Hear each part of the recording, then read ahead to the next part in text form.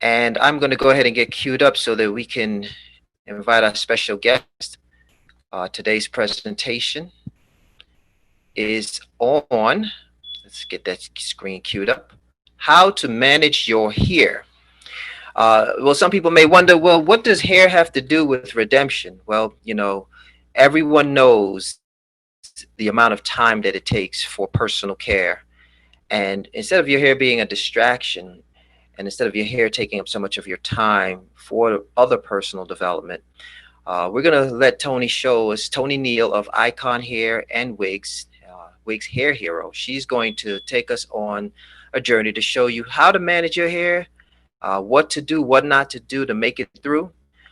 So for those who is relevant, sit back, take some notes. There's always a lot of questions when it comes to hair and beauty.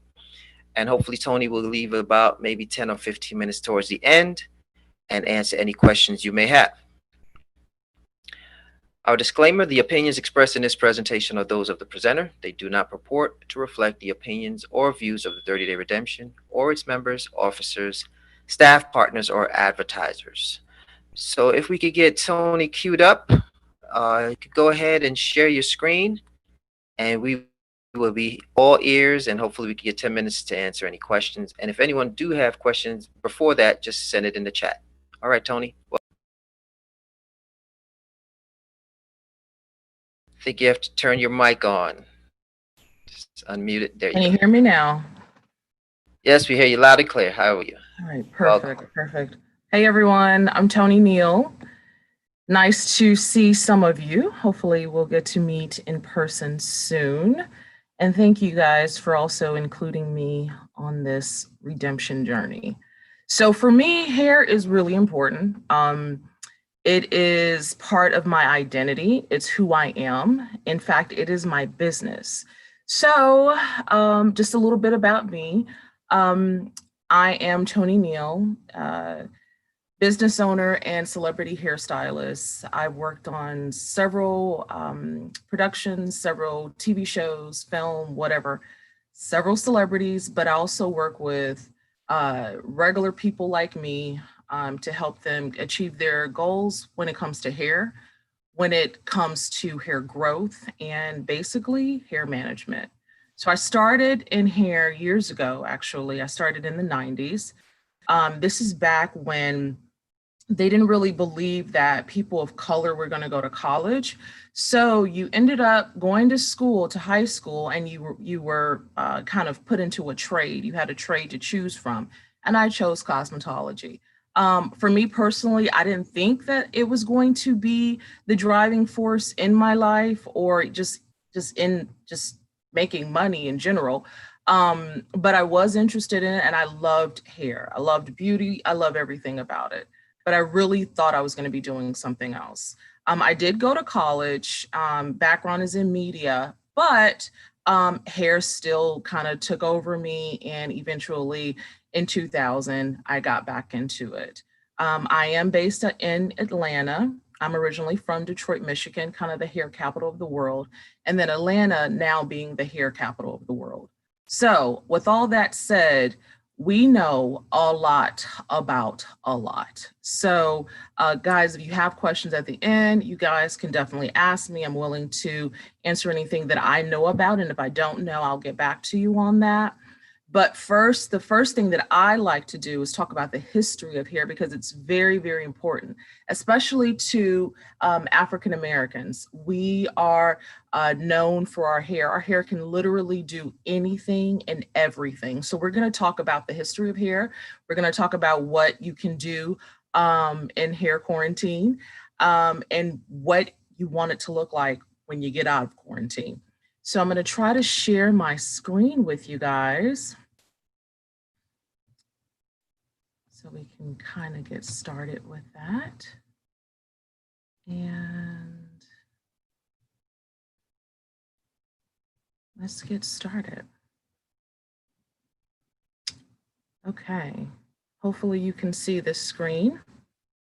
So I'm Tony Neal from Icon Hair and Wigs.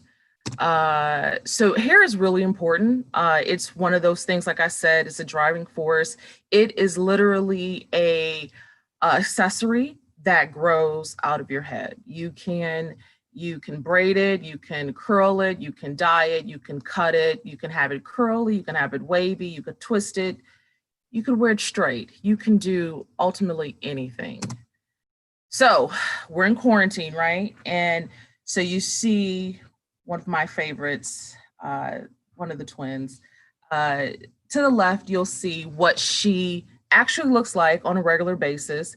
And on the right is what we think we're gonna look like in quarantine, but that's not necessarily what's gonna happen because, you know, gray hair and all that other stuff. You can't get to the hairstylist.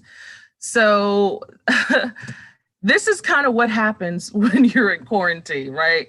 So we've got Will Smith looking, you know, still very handsome, but of course the gray is coming through, and Ryan as well. DJ Khaled, he literally looks like one of the guys that I knew at the grocery store up in Detroit. And then of course the gray hair. So if you guys don't know, gray hair is just what it is. You can get it when you're young, you can get it as you get older. But we're going to talk a little bit about that in a little bit. But right now, let's talk about the history of hair. So we're going back to Egypt, we're going back to Africa. We want to kind of just see how this whole thing came about. Now, it doesn't start there, but this is a good start for us. As you can see the braids and the pictures here of how this thing kind of got started and how it continued. Now, I have friends in Africa, and some of them still talk about maybe their uncles and grandparents wearing their hair kind of long or twisted. And so just so you guys can see, I'm not going to read everything. You can read it. You know, I'm going to try to get through this pretty fast, but the braids are elaborate. They would, you know, use beads and shells and all kind of cool things to make sure that they adorn themselves properly. And of course, that was in Ethiopia. In Ghana, you have braids like this, and this is actually current now. So some of the things that it represents is, of course, your religious and social status. People kind of associate braids with Africa, and that's pretty, you know, pretty accurate. Here's another picture of what a great hairstyle would look like back then. Again, beads, shells, braids, twist, all these sort of adornments, just amazing. Now, these are kind of the styles that we wear now. These are a little bit bigger. And as you can see, now they're using somewhat of a metal bead to adorn the hair now. So the funny thing is, people think that box braids started recently. And the thing is, it did not start recently. It happened almost 3,500 years before Christ in South Africa. As you can see, these braids are extremely, extremely long. And what's even funnier is braids really were for men. Most people don't really know that. I mean, women did wear them, but as you can see, most of the men would wear the braids. And then you have women, of course, that would, but men definitely rock the braids, and they would grow their hair out very, very long. So just to show you some other things, lots of people thought braids and dreads started in Jamaica or in the islands, but that's just simply not true. As you can see right here, they're adorning themselves. And they use this red clay mud to coat the hair and keep the hair from breaking off and continuously growing. And here is someone else. He's wearing twist. Actually, I used to do my daughter's hair like this when she was younger with a comb, but it moves. It's simply beautiful. Over in Asia, we would have different hairstyles even back then. Anything from a pompadour to a ponytail was used back then. And of course, you can see this guide as to how they would do their hair, which I think is pretty cool. So moving on to my favorite thing, which is wigs. My whole business is based off of wigs. So I'll just tell you a quick story. I started off in hair, and the cool thing about that is it was my whole life. Back then, we would sew in, silk press, braid, blow out, all of those things before the whole wig epidemic happened. But we all started off in this little space of doing, you know, your actual hair, and then we would gravitate to doing extensions and then all the way to wigs. So back when I was doing hair, I was doing so many heads a day. And then of course celebrities would come, and then I would have to do these TV shows. And then these TV shows, we were required to redo the same hairstyle over and over and over and over for multiple scenes. And it could be a whole week apart, it could be a whole month apart, it could be 6 months apart, but we had to make the look exactly like the previous look. So the best way to do that was with wigs. And one of my first starts was on a show called Love and Hip Hop, Atlanta.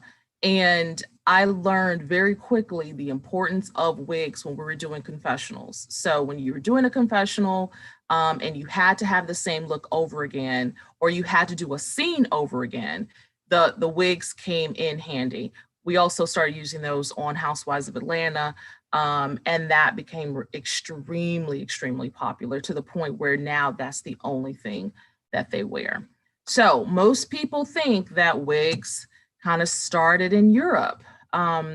So the thing about the European wigs were, it was to mask a whole lot of things. So it was syphilis, it was baldness, it was the smell. And so you would have high-ranking officials, you would have these beautiful women, you know, prestigious queens, and anybody basically wearing these wonderful wigs. And of course, this was based off of, you know, your class, where you ranked in the system, and of course, how trendy you want it to be. So the European wigs were hot back then, just like they're hot right now. And again, those wigs would cover sores, baldness, and a smell brought to you by the syphilis epidemic in the 1500s. The other thing that Europeans used to do was wear the wigs for as a judge, basically. So you would have these individuals who were in court wearing these wigs, and this is a practice that's still practiced today. The other thing that we would see wigs, or see where wigs were in Asia. Asian women wearing the wigs, and it was just an easier way for them to get the look faster, because it took hours for them to achieve the look, everything from the clothing to the makeup to the adornment of the hair. But the truth of the matter was, the hair actually started, or the wig started, in Africa, 2700 BC. If you just take a look, they've been able to find some of these wigs that that were uncovered years ago. To your left, you kind of can see kind of a Cleopatra type of wig. And then to the right, I think this would be kind of like a male wig, or even a female wig. And of course, the bottom, you've got a wig right there. I've actually seen that wig on my aunt. She would wear her hair like that from some time. In the 80s, she would always have like curly hair in the front and something else going on in the back. Not quite sure what was going on there, but that one, I actually know. I see it from time to time. But yes, wigs started in Egypt. It was kind of the normal thing. And so what they would do is, to prevent attracting lice and overheating, they would shave their heads, and then they would wear these wigs. And these wigs, again, could be, you know, thread or wool, or even real hair. Here's another wig. This one is braided. And again, shells and beads adorns it. It's beautiful. This again is something that they would wear back then. And they would use resin and beeswax to make sure that it stayed. I think this is pretty cool because this is actually something that we would try to achieve today. I know a lot of my clients are asking for braided wigs in the summer months, and it's just a task that no one really wants to do because it really takes a very long time, but it's beautiful when it's done. So moving forward, after all of that, let's go to Africa. So back in the 1700s during slavery, some folks were free and some folks were able to make money. And so you had this whole group of African women, and I would even like to call them, some of them were mulattoes, who wanted to, wear their natural hair. And so they would have their hair adorned in all these wonderful braids and beads and shells. And so what would happen is you would have the master, or you would have, other white males loving the look of the hair and finding that they're physically attracted to these women. Well, of course, that caused a huge problem. And so they passed a law in Louisiana in the 1700s that made mulatto women and African women cover their hair. And as you can see, this is some of the coverings that they used. So they would use, sometimes they would wear hats, sometimes they would just wear the scarf. So on the plantation, they also had to cover their hair. And this is kind of what they would do. Now, some people, some of the masters, they did like how the African slaves adorned their hair. And some of the the masters' wives hated it. And so they would also make them cover their hair. So it's kind of one of those things, either they didn't like their hair or they really, really loved their hair, but ultimately they still made them cover their hair. So just a look, these are some of the styles that we would wear back in the day that, obviously they made us cover our hair. So you have everything up from, the basic braid down to these elaborate twists. And some of them look like sculptures. I mean, they're simply beautiful. The little puffs to the right, I remember wearing that hairstyle when I was little. The one at the bottom, the plaits, also the one on the left side, the bottom with the box braids. I remember wearing so many of these hairstyles and going to school and, talking to your friends because, your hair looked great. Your friends wanted to know who did it. Can your mom do their hair? Things of that nature. But these are the types of styles that we would wear back in the day that obviously the master, maybe his wife, did not want. And so therefore we did have to cover our hair. So the really cool thing about the hair industry is it allowed for these women, Madam C.J. Walker and Annie Malone, to become millionaires. So as a African-American business owner in the hair industry, I definitely look up to these women. Now, the funny thing is there's been, a lot of press around Madam C.J. Walker, but a lot of people don't know about Annie Malone. Annie Malone actually was in that biopic that they just put out, but they did change her name. And Annie Malone was actually the first African-American millionaire. Most people think it's Madam C.J. Walker, but it was actually Annie Malone. And Madam C.J. Walker got her start with working with Annie Malone. And you can do your research on that as well. But there's a lot of talk about that. And they did get along. Most people thought they did not because of, colorism, but they actually did get along at the very beginning. I'm not sure about the end, but Annie Malone, based out of St. Louis, has a parade that is still going on till this day. And they had schools literally in almost every state. So this was one of the first opportunities where our hair mattered and made us a lot of money. Here's again some more styles that we used to wear. And we would wear these styles as protective styles. So you've got the twist again, you've got the braids going straight back, the cornrows going straight back, you even have some going forward. I remember growing up seeing celebrities wear their hair sometimes like this. And I always wanted to know, like, how could I do that? But it was just a great, I would say, accessory to their overall look. So going back through time, both with the European and the left, you can kind of see how they would wear their hair back in the day. They would use fabric to curl their hair. They would use metal to curl their hair, or basically anything to curl their hair. And they would leave their hair in these bouffants for a really, really long time, to the point where, you never knew what was going to be in there. Moving over to the African-American hairstyles, we would wear our hair like this in the 60s. And again, bouffants, you would get a pressed curl, cut, layered, and you would rock this, and it just worked.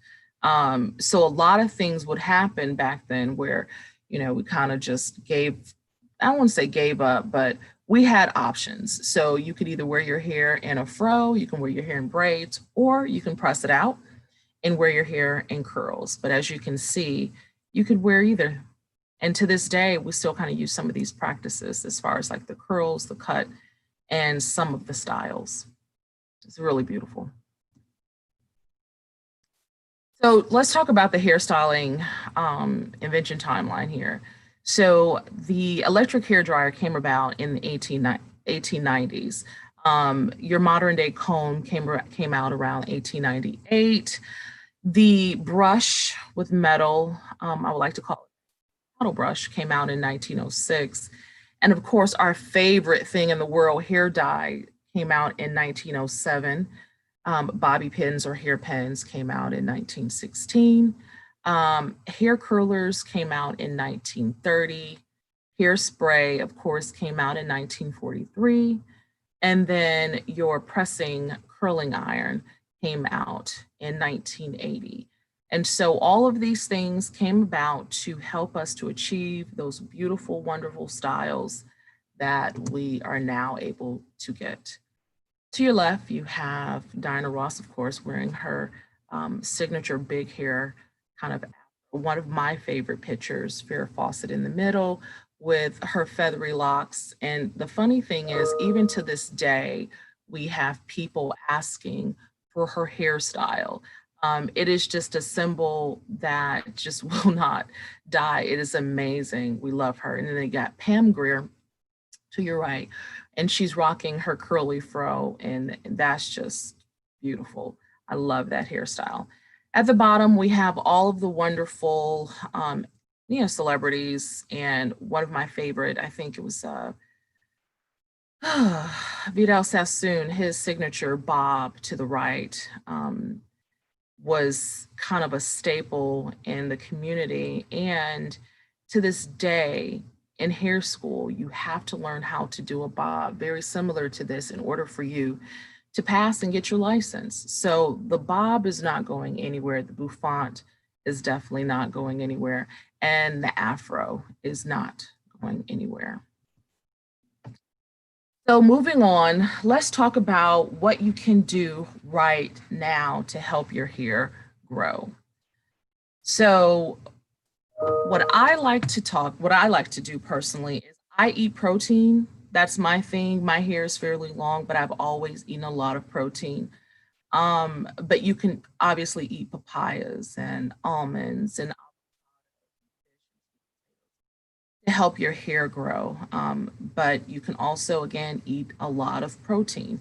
So the thing I want you to think about when you're trying to find the right food to eat for your body is, you think of your body as a factory or as a business.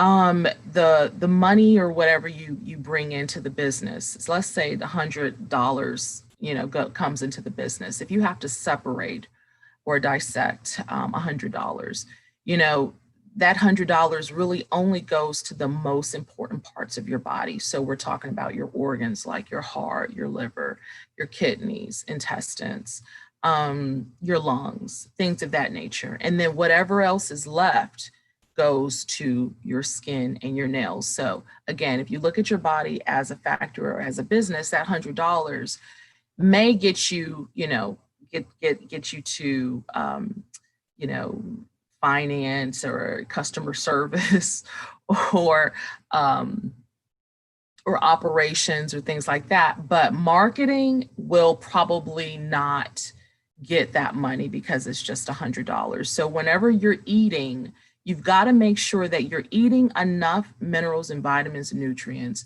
to get to your hair, because again, all of the nutrients that you're eating goes to the most important things first. Again, your heart, your lungs, your intestines, your kidneys, your liver. And one of the last places that it goes is your hair, your skin, and your nails. So that is why a lot of people are not growing hair the way they want to or the way they should. And then another component to think about is when you were younger, you had a lot of hair, right? Your hair grew, it was crazy, ridiculous. You didn't have any issues with your hair growing. Your edges were in, they were filled, they were full, your crown was full, your hair was long. But as you age, let's say from the age of, 4 to maybe 12, you start to notice that it's getting a little bit thicker. And then once you hit that teenage mark where, you start to go into adulthood, you get your cycle and then you start to notice things change. Well, it's again, kind of like a factory or a business. You just open up a whole other compartment or department, which is, your cycle. So it takes more energy now to run your cycle than it would if you didn't have it at all. So you're going to notice that now all of that nutrition, those vitamins and minerals are now going to that area. And then you're going to kind of see your hair thin out. So most of us, we kind of saw our hair thin out or get shorter, maybe around the end of middle school to high school. And our parents would tell us all the time, yeah, don't cut your hair, don't ever cut your hair because it's not going to grow back. And then what do? We cut our hair. And so once we cut our hair, we realized that all the nutrients that we had as a child, now it's not enough as an adult. And now we need more. You have more things going on in your body. You need more nutrition. You need more vitamins. So a lot of people never gotten that information, never gotten over the fact that their hair has kind of thinned out or, got shorter as they got older. So for me, and for instance, I was vegetarian, right? And so as a vegetarian, I thought my hair was going to grow. I thought it was going to be super long. I thought it was going to be super thick. And wrong, complete opposite. In fact, I experienced something completely different. I noticed that my hair started to shed. I noticed that my hair started to thin out and it started to break off. And so I came up with the conclusion after talking to our nutritionist, I wasn't eating enough vitamins. I wasn't eating enough protein. I wasn't eating enough nutrients, again, to get those things to my hair. And so once I cut out protein from my diet, I had to make sure that I was eating properly. And back then, we didn't really know about vegetarianism like we do now. If we didn't eat meat, that was considered being a vegetarian. And so what I did was I was a junk food vegetarian. I was eating popcorn and chips and French fries and all kind of crazy things that was not giving me the proper nutrition for my hair. And therefore my hair started to thin out, break off, and get shorter. And so I went back to meat and my hair kind of grew back out. So I would probably say I was vegetarian for about maybe 16 years, back and forth, going back and forth, until I finally realized what I was doing wrong. And again, it was not eating enough protein and not enough nutrients for my hair. So again, if you're wanting to first take that step of getting your hair healthy, you've got to make sure that you're eating properly. And what I mean is make sure that it's nutrient packed. Make sure it's nutrient based. The junk food is just empty. It's not going to help you. It's not going to run your body, and you need fuel, not just for your body, but you're going to need fuel for your hair. And that is where it starts. So some of the things that people are doing right now to help grow their hair, and I've heard about it, I've seen it firsthand, is this rice water challenge. So rice water contains vitamins like vitamin B, C, and E, and amino acids for a faster hair growth. So repair hair damage, you can spray this, spray your hair with the rice water before going to bed and repair the dry damaged hair. So typically what I tell my clients to do is you would, put rice in water, and there's a special type of rice that you would use. I like to use,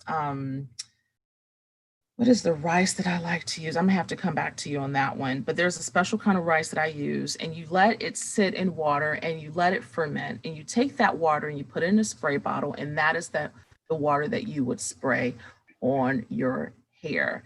Again, people are saying that it adds volume, it adds shine, and it actually helps the hair grow. When it comes to healthy hair, you got to have a healthy scalp, and the rice water does help with that process. So if you wanted to every day, you could spray it before you go to bed, but of course it may have a little bit of a smell, so you may want to wash your hair out the next day. So here's the result of a client on our YouTube channel who started using the rice water, and it grew their hair out, and it looks great. You can see that it's fuller, thicker, and longer. Another thing that you can use, and I know most people probably remember this when they were growing up, is sulfur. A lot of people lose their hair because they have a sulfur deficiency. And you can get sulfur in all kinds of things. Like at the very bottom is a powder form of sulfur. And then over to your left is a product that my aunt and my grandmother used to use back in the day called Sulfur 8. It smelled terrible. It was the thing that you knew who used it when they put it on, and you could smell them coming. It was one of those products. It was absolutely horrible. But if you had any sort of dandruff, if you had any sort of thinning, you would use that. And of course, back in the day, we used to grease our scalps to make sure that our hair was properly moisturized. The other product that you can use that I live by is biotin. Biotin is, again, one of those things that you just need in your body to be able to grow your hair. So I take about one pill a day, sometimes two. But beware, biotin grows hair everywhere. So if you have a little chin hair, if you got a little bit of facial hair, or eyebrows or sideburns, realize that it's going to grow that hair too.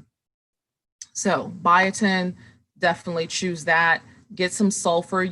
I think they have sulfur pills, but if you can't, just do an intake or upgrade your onion intake, your garlic, and you should be fine. So this is another client from YouTube that tried the biotin method, and their hair grew out as well. I want to say that they also did rice water and biotin. So while we're all in this kind of quarantine phase right now, what we can be doing is we can be moisturizing our hair, taking our biotin, using rice water, and making sure that we're not putting too much heat on our hair. So here are some of the products that I live by. Again, these are vitamins that you would use, of course, the biotin. These are vitamins that just can help your hair grow, your skin glow, and then your nails grow. And if you have any questions about those products, Biotin 5000 MCG. And another thing to know about most products that you're looking for to grow your hair, make sure it has MCG in it, because that's helpful as well. And then at the very bottom are some of the conditioning masks or treatments that I like to use. My favorite is the one in the middle. It's called Moroccan-Oil. We've been using that product for probably 11 years. It's actually based out of, I want to say, Canada. And the funny thing is, the lady who started this company went to, I want to say she went to Spain, or she went somewhere, either Morocco or Spain. And she had just gotten her hair dyed, and it was horrible. It was dry, it was brittle. It was just terrible. And the women there made her this oil potion, and she saw them making it out of these nuts. And it's actually called argan oil, but they were hand making it, and they put it on her hair. They did a treatment, and her hair completely turned around. And so she thought it would be great if she brought it back and created a product out of it.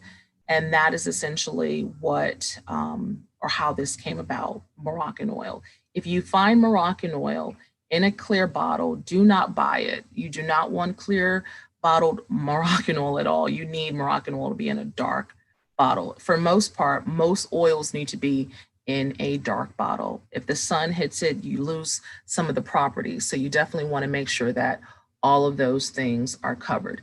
The other one that I like is the It's a 10. It's a 10 is really good for extension hair, European hair, things of that nature. The Triple Moisture over to your right is great for curly hair, textured hair, kinky hair. It adds the moisture that we need. And I know everybody knows about, you guys know about, moisture and what you need to do, what you don't need to do. So I'm not going to really go into that. But for the most part, I would say try to do a hair mask at least once a month, if not twice a month. And definitely take your hair vitamins every day. It's going to give you what you need if you can't get it from your food. The TGIN, that's good. Fructis, I actually used to use Fructis on my daughter quite a bit. And she has kind of curly hair too. But the Triple Moisture would have been too heavy for her hair. And the Moroccan-Oil definitely wasn't out. The It's a 10 wasn't out. So the Fructis worked pretty well for her hair, and we actually liked it a lot. The other thing that you should do is invest in a steamer. These are all great things that you can be doing right now in quarantine, and you can order a steamer online on Amazon. So this particular steamer probably runs you about $100. Some of them come a little bit cheaper. If you don't have a steamer, what you can do is put a towel in the microwave. So what you're going to do is wrap the towel up, or put water on the towel, maybe put a couple of, I would say, some essential oils in there, and then put it in the microwave for 2 minutes.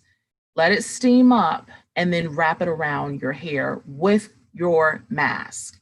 The cuticles will open, the treatment will penetrate the hair shaft better than if it wasn't on there at all. So if you can't get a steamer, the best thing again for you to do is put a wet towel in the microwave for 2 minutes, and then wrap your hair up. And then make sure that you're under it no less than 30 minutes. So again, steamer 30 minutes, and then the steam towel 30 minutes. And trust me, your hair will thank you so much. Another trick too is if you lost your curl pattern in the front, the best way to get it back is by using a steamer. And you want to continuously use your steamer over and over and over again. My clients who come into the salon, when they are wearing their braids or their sew-in or whatever, and they have a leave out, and let's say the leave out is straight, and then the hair on the sides are curly, we put them under the steamer just so we can get that curl pattern back. Now, again, you may not get it completely back, but you will start to see the hair curl up.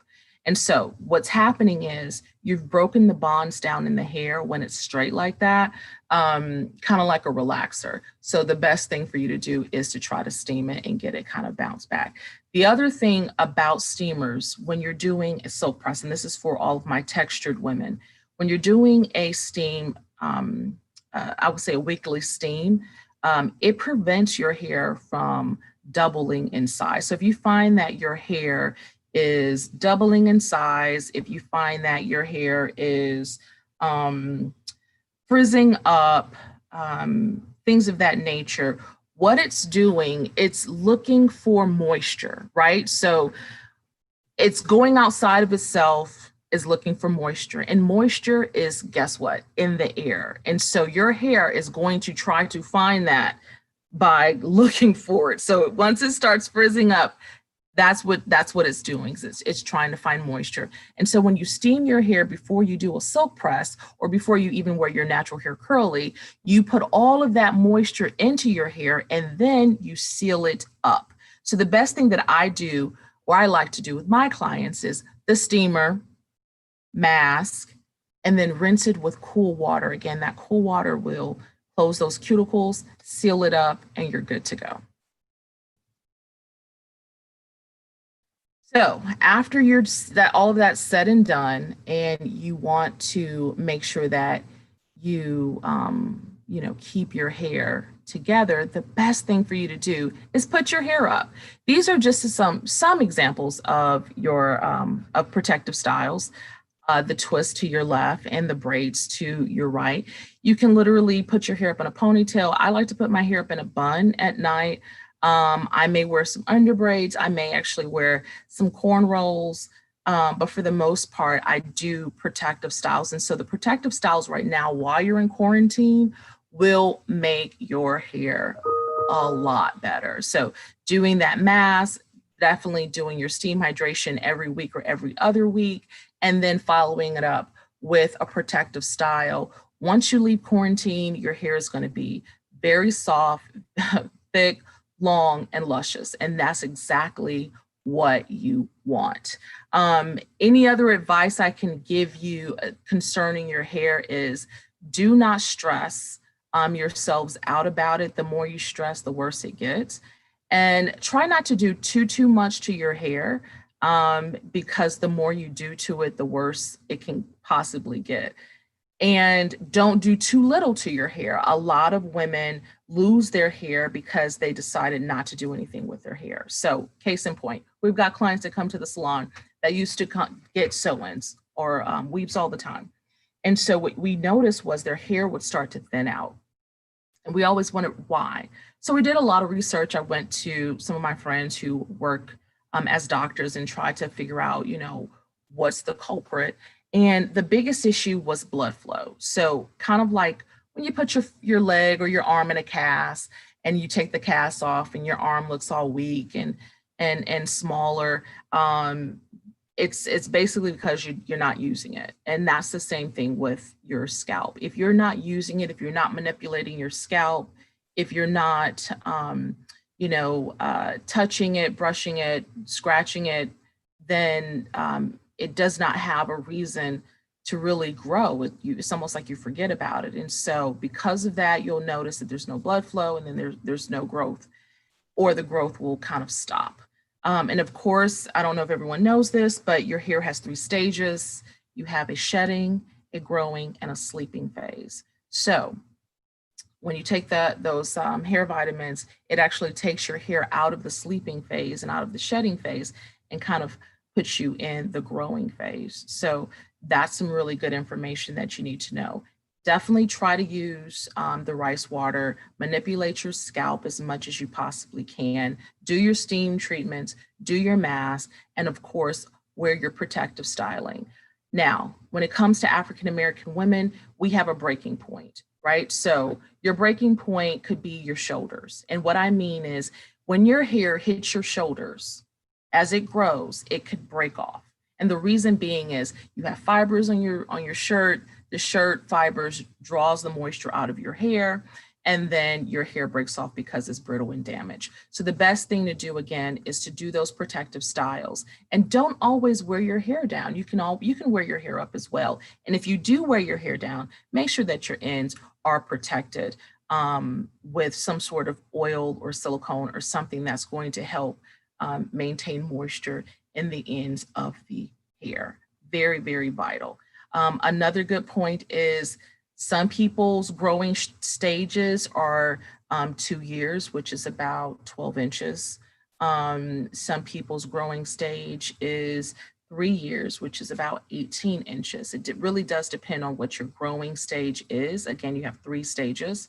My stage might be 3 months. So I noticed that my hair grows no longer than maybe like 15 inches, and then it starts to break off. Now, there are people that their growth stage is very, very long and their hair grows longer. But typically for African Americans, it can grow anywhere from 12 inches to 24 inches, sometimes even longer.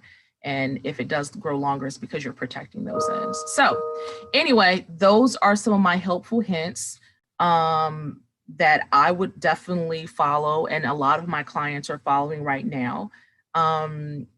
So yeah, I think that one's it. That's happy hair, guys. I don't know if we want to open up for any kind of questions, but I'm definitely able to answer any questions if anyone has them. Awesome. Tony, thank you for that. That was a great history, great presentation. Does anyone have any questions that they would like to ask Tony, either in chat or just to unmute your mic? Yes. Hi, Tony. Thank Thank you so much for this presentation. I have a question about trimming your edges or your ends, the end. And okay. so I know I trim my hair maybe about every 6 months, but some people say every 3 months and some say sooner. So what would you suggest is a good time frame to trim your hair, and how many inches maybe? Right. So are you natural or are you straight? I am, I guess I'm in between. I'm transitioning because I used to would texturize my hair, but now I've let it grow. Now I have like new growth, and then I have the texturized part, which is what's breaking off a lot that I find. So I would say, and I'll touch two things. I would say when it comes to trimming, remember your hair only grows minimum 1/2 inch a month. And so back in hair school, we were taught to trim hair every 6 weeks. And a lot of times you're trimming anywhere from 1/2 inch to 1 inch each time you trim. So if you're trying to grow your hair, trimming your hair every 6 weeks probably would not work for you. I personally trim my hair twice a year. My hair is a little bit longer than most people, but I do also take care of my ends. So I would say in your case, make sure that you're trimming it at least every 6 months, depending on how long your hair is and how you take care of it. Now, for me personally, when we're trimming your hair, we're typically trimming your hair because of style. It's not because you have a bunch of split ends and it's just raggedy. Now there are cases where that is, that does happen, but for the most part, hairstylists like nice, trimmed, clean lines. They want those lines really clean, so when they flat iron the hair, there's nothing pulling, there's nothing going to break, it's going to be a nice flow. And that's typically why we like to trim hair. They'll never tell you that. They'll always say, you need to trim, you need to trim, you need to trim. But going back to what I say, your hair has 3 stages, right? So every hair is going through one of those 3 stages. You've got the growing, the shedding, and the sleeping phase. And so what you'll notice is as you shampoo your hair, you blow dry it out, your hair starts to kind of become uneven because of those stages, not because of breakage and not because of split ends. So again, it's really based off of how your hair grows in. So if I was doing your hair, I would take in consideration your lifestyle. I would take in consideration, do you wear your hair down? Do you wear your hair up? Is your hair natural? Do you moisturize your ends? How long is your hair? Is your hair past your shoulders? So those are kind of the things that I would say I would pay attention to. But again, 3 months is okay. If you're trying to grow your hair, probably try to trim your hair every 6 months. So I hope I answered that for you. Oh, and then the other thing is when you texturize your hair, you're still breaking down your bonds. Texturizer is just a lower grade relaxer, right? And so you can understand the pH balance of everything. Nair is a 13.5 on the pH scale, right? And Nair is used to remove hair. Relaxer is a 13. Relaxer is used to relax the hair. It's meant to break down the bonds. If you left relaxer on your hair long enough, your hair will break off. So understand that. So when you're texturizing your hair, you're relaxing your hair just a little bit. You're just breaking down the bonds just a little bit. So if you put more than once, if you put that texturizer on there more than once, your hair will eventually get straight. So I would say be careful of that texturizer, because the texturizers and the relaxer actually do promote split ends. Does that help, Estella? Yes, that does. And I actually decide now I'm on the journey to just be natural. So I may go ahead and just cut off all the relaxer and then continue to start over. But it's definitely a process. Yeah, it is definitely a process. I would say if you can get some sort of, my clients wear like a curly look, like a look that they would normally, like they see themselves in. And then we just kind of gradually get there. So like a curly kind of fro, if you will, wig. And then we're braiding their hair back, or we're putting clip-ins in their hair, where you can just kind of get that look now without having to wait for it. Okay. Thank you. You're welcome. Did anyone else have a question for Tony? All right, well, I have a question. Ms. Kashab, in regards to products, I worked with a few natural hair brands back in 2012 when the natural hair thing was really starting to pick up steam. And at that time, one of the biggest things, even today, I guess, is, what product should I use? What product should I use? In your experience as a professional, what would you tell someone, just in general, what are the products that are good for them to use, from both the cleansing to the, I guess, styling? What is good for them to use? Well, I'll start with what you shouldn't use. So when it comes to natural hair, you definitely don't want to use any products that have alcohol in it. So when you're picking those products up, look at the back of it, read those ingredients. And if the ingredients are too involved, or too many ingredients, or ingredients you don't really know anything about, research it. But for the most part, it's probably not for you. The first thing, no alcohol. The second thing, no parabens, no sulfates. All of those things are drying agents. They might clean your hair, but they do dry your hair. So make sure that all the products that you're using is sulfate and paraben free. That would probably be my first step. And then depending on what type of hair you have, I have a finer kind of hair. I can't use a lot of heavy oils on my hair. Now, if I'm wearing my hair natural and it's curly state, yes, I can wear heavier oils. And heavier oils, I mean like a Jamaican castor oil, something heavy like that. But I can use like a vitamin E oil, or a Moroccan oil, or argan oil. So I would say figure out what your texture is, what you're going for. If you're going for more of a sleeker look, a straight, like a press out, lighter oils, that way your hair, flows and moves. Heavier oils, if you're kind of wearing your hair curly and you want to moisturize your hair. So that's one. My favorite products right now for natural hair, of course, and I'll base it kind of off of price. Shea Moisture is really amazing. We all know about Shea Moisture. You can pick it up at any store. And Shea Moisture has one of the largest, let's just say, options.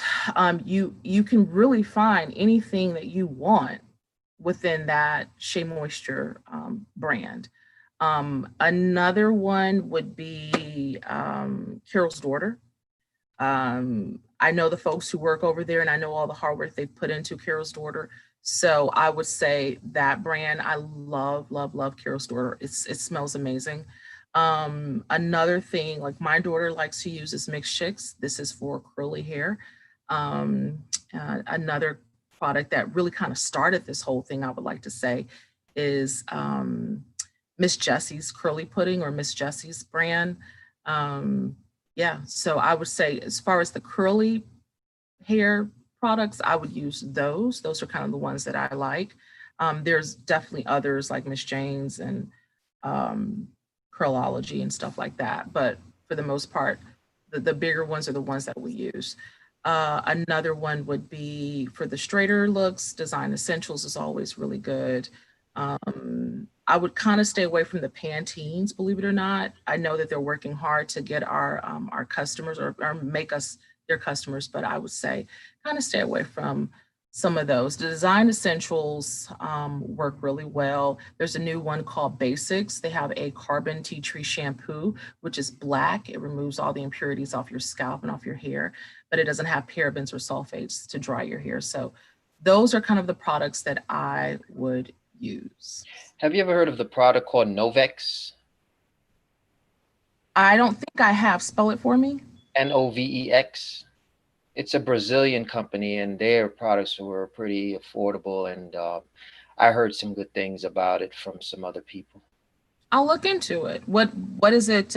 What is it for? Is it for natural hair? Is it for all kinds of Natural hair, yeah. They have a whole line. And when they first came out, I believe they came out about 2016 or 2015. Pretty affordable. I actually met with some of the people. They had an office in New Jersey, and at that time the prices were pretty affordable, and I think then they got picked up. So I don't know where it is now, but Brazilian company, and That's awesome. Pretty good products from what I hear. I've never used it personally. Yeah, I know there's a lot of products that are coming on the market, and shout out to all the African American brands that are coming out too. One of my favorites is Coils by Nature. I love her, and she's a personal friend of mine. She's actually blowing up, and she's on I think the top 20 Essence folks to watch out for 2020. But yeah, shout out to all of the African American brands that are out there, and now Brazilian brands. I love it. Yeah, awesome.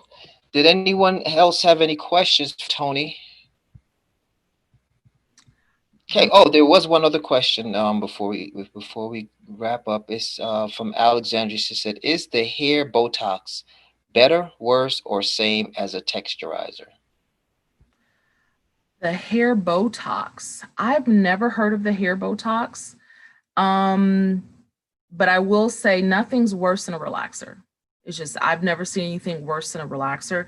There are other products that are on there on the market, the keratin treatment. So if that Botox is a keratin treatment, then, that might be okay. Keratin treatments, though, however, have formaldehyde in it. And so when you're doing that process, we have to wear masks.